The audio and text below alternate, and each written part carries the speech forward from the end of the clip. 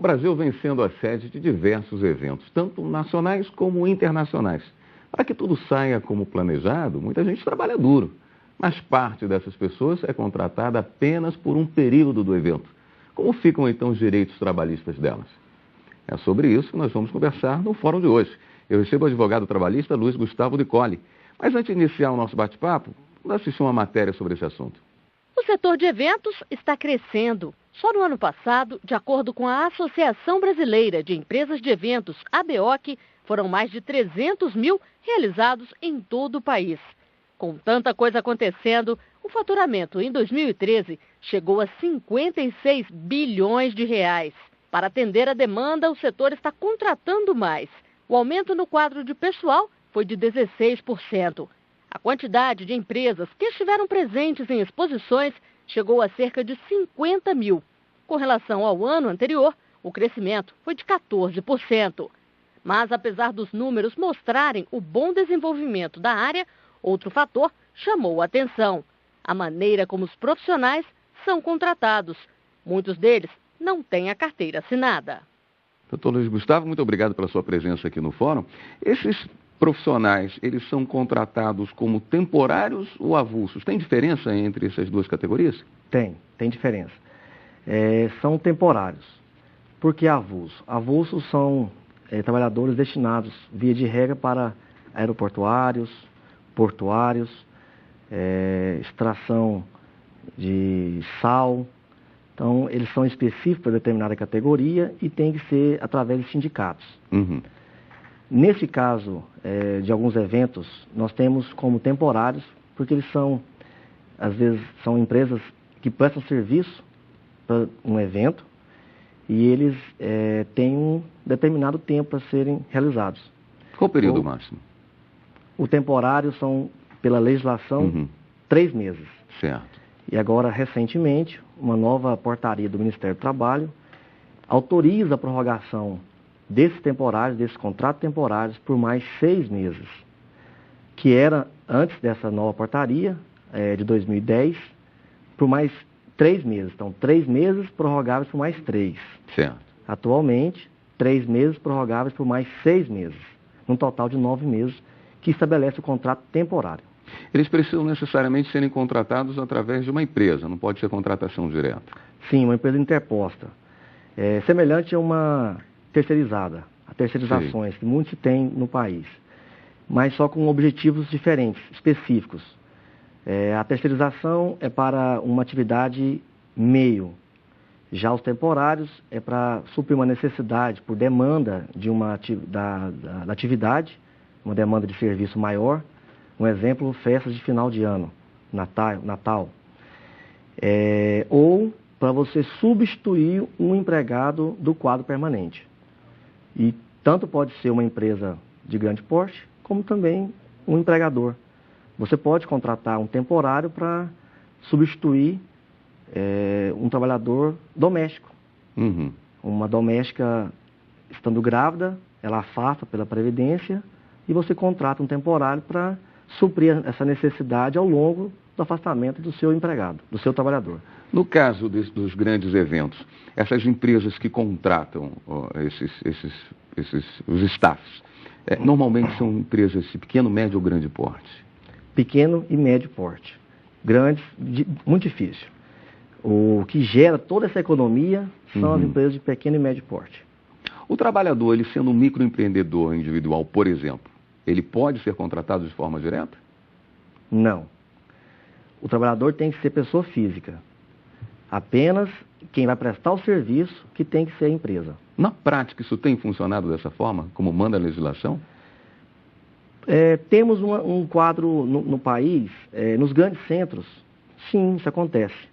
Mas no pequeno interior, um evento de rodeio, nem sempre acontece.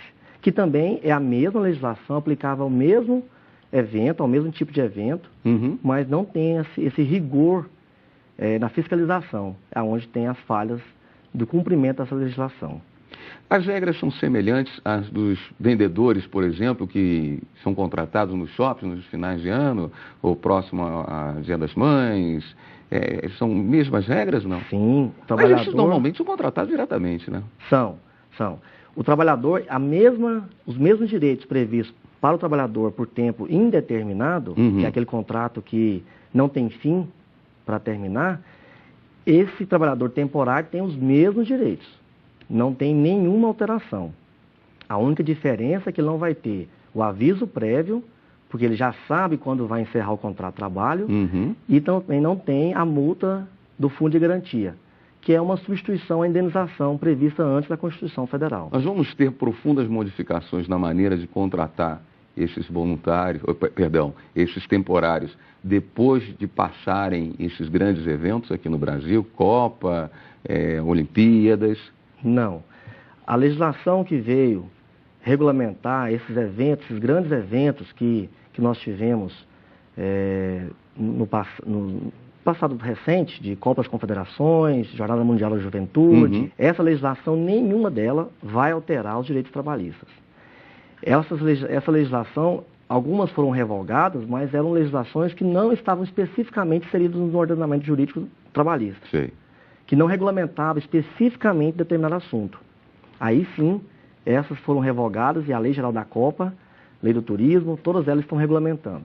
Mas regulamenta apenas a atividade entre trabalho voluntariado, o prestador de serviço, a FIFA e a União.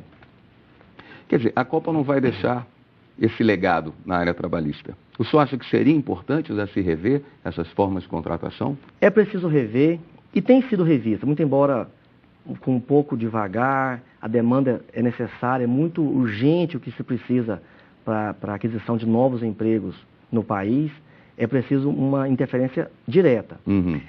O governo, com essa portaria 789, que amplia o tempo do contrato temporário, é um meio de flexibilizar as leis trabalhistas. É um meio de tentar fazer com que alguns trabalhadores permaneçam mais tempo no contrato de trabalho, com a promessa de uma tentativa de efetivação. É um meio que o governo está buscando de se diminuir o desemprego no país. Hoje nós estamos na casa de 6 a 7% de desemprego. É alto, porque se tem a cada 10 trabalhadores na idade ativa, apenas 6 estão empregados. A organização desses grandes eventos fizeram uma pressão muito grande por uma flexibilização? Fizeram. Algumas entidades, rede hoteleira principalmente, tentou-se muito mudar algumas legislações que já tem de contratação. Só que essa legislação ela já está prevista no nosso ordenamento e ela é perfeitamente aplicável. Um exemplo é o contrato temporário. Se queria muito buscar uma flexibilização desses trabalhadores na contratação específica para a Copa do Mundo, Copa das Confederações, mas nós já temos uma legislação nesse sentido.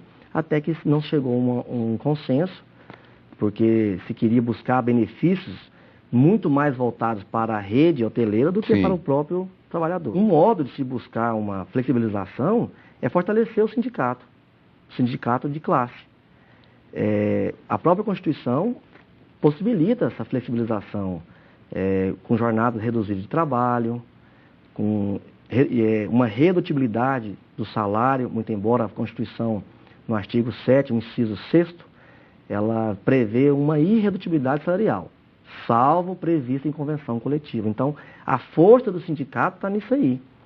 Então, é através do sindicato que deve buscar um fortalecimento da classe operária. Então, Luiz Gustavo, surgiu um novo profissional nesses grandes eventos, que é o voluntário. Não é muito comum no nosso país a gente contar com voluntários para eventos. O senhor vê com uma certa preocupação a presença desse tipo de profissional que apareceu? Isso pode trazer algum prejuízo para os nossos profissionais? Por exemplo, uma contratação que seja feita como se fosse de um voluntário, na verdade, se fazer o pagamento de uma forma informal, de uma maneira informal? Sim, eu vejo uma preocupação. Muito embora o governo tivesse essa preocupação na época, ele teve essa preocupação na época da regulamentação da lei específica para os eventos que aconteceram em 2013 e 2014, que ele vetou 2 artigos da lei do voluntariado. O governo foi atento a isso, muito embora o Congresso tenha aprovado, foi vetado pela Presidência da República.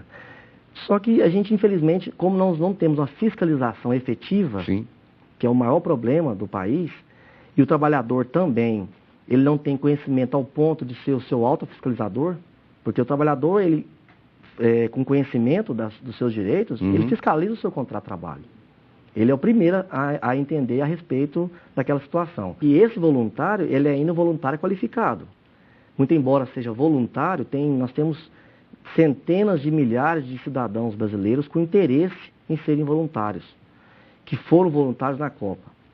Porém, eles são classificados com que aqueles que têm uma língua estrangeira para receber o turista, por ter ausência de fiscalização, pode correr um pouco mais frouxo, digo assim, e propiciar essas empresas regulamentadas pela Lei Geral da Copa, que serão as tomadoras do serviço, que prestarão serviço para a FIFA, como voluntário. Ela contrata uma quantidade de trabalhadores, mas a quantidade de voluntário pode suprir esse número. Certo. Doutor Luiz Gustavo, nós vamos para um rápido intervalo, daqui a pouquinho nós voltamos, ainda dando continuidade a esse assunto. Vamos fazer uma breve pausa no fórum, voltamos já já.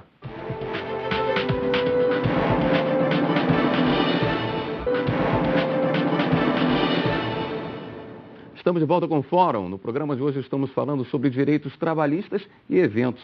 Eu vou pedir, doutor Luiz Gustavo, para a gente voltar no tema dos voluntários. Eles têm direitos trabalhistas? É assinado um contrato? Quem responde por esses profissionais? Eles não têm nenhum direito trabalhista. Esses voluntários são apenas para esses eventos específicos que nós citamos no primeiro bloco? Ou eles poderão ser usados no carnaval, em shows do decorrer do ano no país? Podem ser usados. A legislação ela é de 98, salvo engano, com algumas modificações. Então ela não é específica para a Copa. Ela foi apenas adaptada para o período da Copa nos últimos eventos que nós tivemos de massa. Mas ela tem valor pelo nosso ordenamento jurídico na continuidade.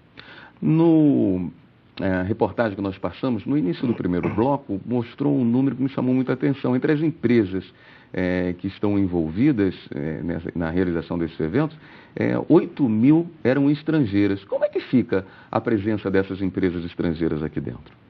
Elas devem atender à nossa legislação. A nossa legislação ela é específica para o território nacional. Então, uma empresa estrangeira que aqui está, ela vai contratar, demitir de acordo com a nossa legislação. O que se garante são os direitos do trabalhador. Uma legislação, um direito imprevisto dessas empresas é diretamente ligado com as que estão promovendo o evento. Mas a do trabalhador é específica da nossa legislação brasileira, prevista CLT e algumas leis esparsas. Quais são as exigências para que a empresa possa fazer esse tipo de contratação? É feita uma análise do tamanho da empresa, sua capacidade, o tempo que está no mercado? Como é feito isso? O contrato temporário, especificamente, é um tipo de contrato a termo. Ele tem prazo para ser concluído. Para que ele aconteça, ele tem dois requisitos. Primeiro, a demanda de serviço aumentou e tem uma necessidade de contratar um novo empregado. Ou para substituir determinado empregado. Então, eu tendo interesse e tendo esses requisitos, porque senão é fraude, se eu contratar um empregado e eu não comprovo essa situação, é fraude ao trabalho, ao contrato de trabalho, ele se torna, além de ser penalizado com multa, ele se torna um contrato de trabalho por tempo indeterminado, com todos os outros direitos. Certo. Então, eu tendo essa necessidade, eu procuro uma empresa, que é uma empresa prestadora de mão de obra. Essa empresa ela deve estar cadastrada no Ministério do Trabalho e Emprego. Ela é especificamente, o objetivo social dela é especificamente prestar serviço com mão de obra. E ela tem todo um requisito para se manter no mercado. E aí é onde há a fiscalização do Ministério do Trabalho. O vínculo do trabalhador é com essa empresa? O vínculo do trabalhador é totalmente com a empresa interposta. Essa empresa interposta, que entrega o trabalhador para prestar o serviço, e a empresa que recebe a tomadora do serviço, ela não pode fazer nenhum pagamento a esse trabalhador. Todo o pagamento é feito diretamente para a empresa interposta. E aí há uma análise interessante que deve ser feita. Quando você contrata um trabalhador, diretamente, você faz o pagamento a ele, você tem alguns valores do mercado. O próprio mercado estabelece um valor. O sindicato estabelece uma remuneração mínima e, de acordo com isso aí, 13º, férias e assim sucessivo. Mas para você contratar uma empresa por contrato temporário, essa empresa ela tem o lucro dela, com certeza. Uhum. Ela não está ali apenas para pegar a mão de obra e colocar no mercado de trabalho. Então essa mão de obra pode se tornar um pouco mais cara. Ela pode onerar a empresa que está recebendo esse trabalhador. O fato dessas empresas serem, na sua maioria, pequenas e médias, dificulta a fiscalização? Sim. Às vezes são empresas que elas estão estabelecidas numa estrutura precária, porque ela não demanda nenhuma necessidade de um refeitório, de receber trabalhador, apenas um pequeno escritório, com uma secretária, uma linha telefônica, monta sua empresa. E ela fecha e amanhã não está aberta, some. Aí quem é responsável, no caso, é a empresa que está recebendo o serviço, juntamente com essa empresa. Muito embora ela esteja fechada, mas ela ainda existe no mundo jurídico. Uhum. Os sócios são todos responsáveis. Mas é aí onde há a dificuldade da fiscalização dessa empresa, você não ter controle da atividade dela. Porque o trabalhador, ele sai de casa, ele não passa na empresa para depois de trabalhar, ele já vai direto. Ele começa a ter o vínculo diretamente com a empresa que recebe o serviço dele. Sim. E aí ele não sabe, essa empresa, se hoje ela abriu, se ela fechou. Ela pode ter sua sede em outra cidade, inclusive? Pode. Ela pode abrir, pode ter uma sede, a matriz, ter filiais, o que acontece muito com a terceirização. Empresas terceirizadas têm, corriqueira essa atividade. De outros estados, ela tem uma sede num estado e presta serviço em vários outros estados. Quem fiscaliza é o Ministério do Trabalho? O trabalho. A Delegacia Regional do Trabalho daquela região local é quem é responsável por fiscalizar. Mediante uma provocação? Uma provocação do trabalhador. Que ela não consegue atingir a todos. São milhares de empresas no município, Brasília, São Paulo, são municípios enormes, com uma infinita número de empresas, com reduzido o cargo de fiscais disponíveis a isso. Esses fiscais são os mesmos que vão fiscalizar as empresas que estão, às vezes, omitindo a legislação para o trabalhador, que é um trabalho, às vezes, forçado, um trabalho escravo. Então, a classe operária hoje, ela tem uma dificuldade de implantação dos seus direitos justamente pela dificuldade que o Estado tem de fiscalizar essas empresas.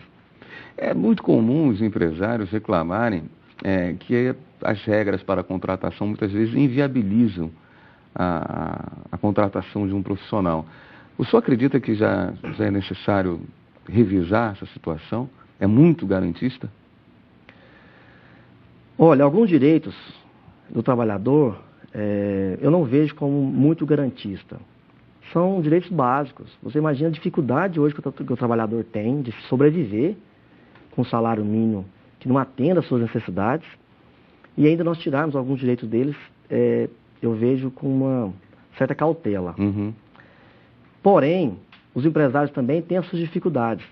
Mas a dificuldade do empresário, muitas das vezes, é com uma altíssima carga tributária. Essa talvez seja a que mais atinja o bolso do empresário, mais dificulte. Então, quando se fala em rever alguma legislação, é por um todo. Não é somente na classe trabalhadora, nos contratos de trabalho em si, mas uma carga tributária que possibilite o crescimento, o desenvolvimento, uma carga tributária que traga possibilidade de aumento de postos de trabalho. É uma revisão que deve ser feita, não apenas na legislação trabalhista, mas uma legislação em toda da área do comércio. Esses temporários, de um modo geral, é bem-vindo para o mercado a presença dessas empresas que contratam temporários por estar ali formando um novo trabalhador? Sim. Ela, na legislação, ela é excelente. Por quê? Esse trabalhador temporário, ele, via de regra, seria um trabalhador qualificado. Qualificado para aquela atividade específica do comércio, um exemplo. E esse trabalhador é um que está fora do mercado. É um que não tem uma segurança na sua prestação de serviço. Ele é um desempregado e a legislação prevê, inclusive, que essas empresas de contrato temporário elas são obrigadas a manter um cadastro junto ao Ministério do Trabalho, informando o número de trabalhadores que eles receberam para prestar serviço a cada um período de 12 meses, justamente porque é daí que o governo consegue dimensionar a quantidade de trabalhadores que no mercado estão desempregados e uma quantidade que estão empregados. Um censo da classe operária é feita através desses contratos temporários. Uhum. Nós já falamos do prazo máximo para a contratação desses temporários. Existe um mínimo? Ele pode ser contratado por algumas horas, por exemplo? Não se fala em mínimo na legislação. Se prevê um tempo máximo de 3 meses. Só que pode ser por um dia. Mas aí a gente já sai do campo do trabalho temporário, que para se ter um vínculo empregatício, precisa ter regularidade. Então, se você tem um contrato de apenas um dia, ele não gerou um contrato de trabalho. Muito embora, às vezes, se trabalhe por 2, 3 dias, evento de final de semana, então aí você pode contratar já por outra modalidade de contrato de trabalho. Um contrato de trabalho por tempo determinado, para você trabalhar 10 horas, 20 horas, 25 horas em um final de semana, mas garantido os seus direitos. Já por outro lado, a gente amplia essa discussão que o trabalhador, para ter direito a 13º, férias, fundo de garantia, o tempo mínimo dele de trabalho são 15 dias. Então a gente tem um certo choque de direitos. O contrato do trabalhador por 10 dias, ele vai receber apenas os seus salários. Ele não vai ter 13º, férias, porque ele não formou o tempo mínimo para se garantir esses direitos, que são uma consequência do contrato de trabalho.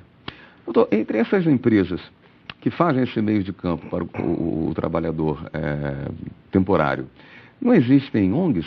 Que aí seria possível viabilizar sem onerar o salário do temporário, né? Eu não tenho conhecimento se tem ONGs. No nosso dia a dia não chegou nenhuma situação nesse sentido, nem pelo trabalhador, nem muito menos pela empresa, uma empresa que tenha necessidade de um atendimento jurídico. E eu também não vejo... Não existia nenhum impedimento legal? Não existia, desde que ela esteja cadastrada no Ministério do Trabalho. Ela tem um requisito de estar cadastrada no Ministério do Trabalho. Então o Ministério do Trabalho vai ter que autorizar ela a prestar esse tipo de serviço. Se ele autorizar, ela pode perfeitamente estar no mercado. Perfeito. Doutor Luiz Gustavo, muito obrigado pela sua presença aqui no Fórum. Estamos chegando ao fim do programa. Eu conversei com o advogado trabalhista Luiz Gustavo Nicoli.